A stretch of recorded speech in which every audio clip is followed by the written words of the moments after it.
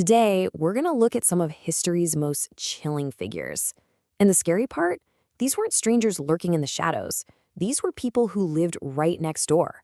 People who hid the absolute darkest secrets you can imagine.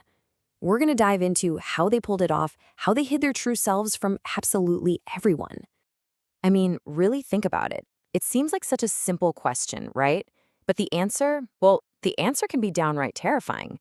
The people we're about to talk about weren't hiding out in some remote cabin. No, they were hiding in plain sight.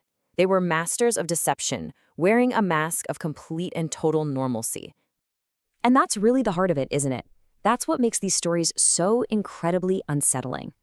The people we're taught to trust in our own communities, the friendly face at the store, the helpful person down the street, could be living a double life that is just beyond anything you could ever imagine. Let's start with a man whose job was to make children laugh.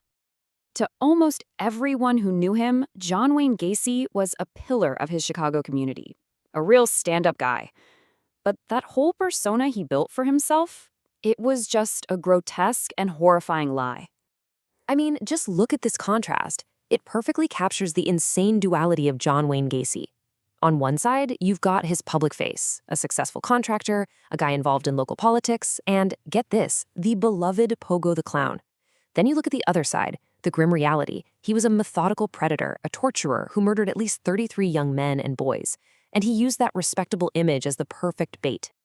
So when police finally searched Gacy's home back in 1978, this is the number that just defined the horror of it all.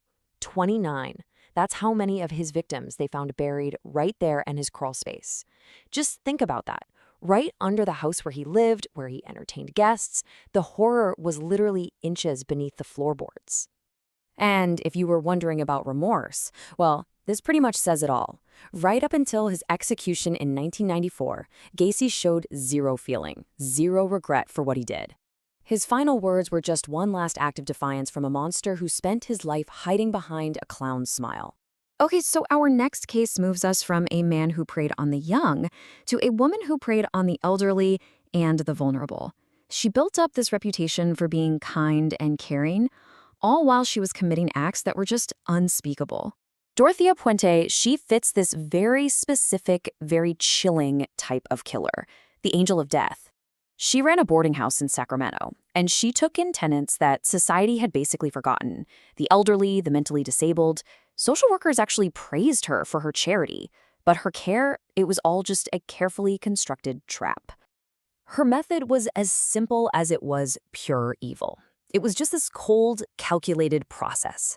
First, she'd isolate her tenants, take control of their mail. Then, she'd drug them with overdoses until they died and bury them in her yard. And all the while, she kept cashing their Social Security checks, sometimes for years after they were gone. When police finally dug up her garden, they found 7 bodies.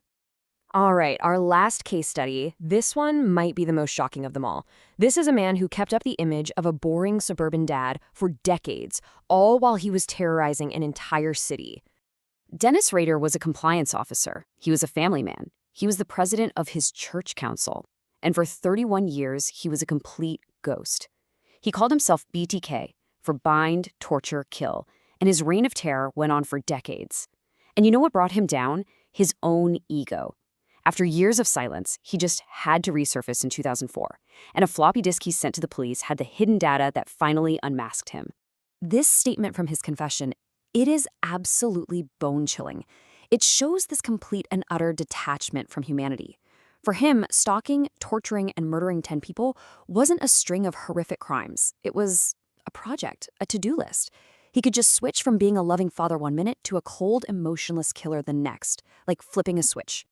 So what's the common thread here? What connects a killer clown, a deadly landlady, and a church-going family man? It's what psychologists have a name for, the Mask of Sanity. It's this perfectly built, totally believable exterior that hides a complete and total lack of empathy.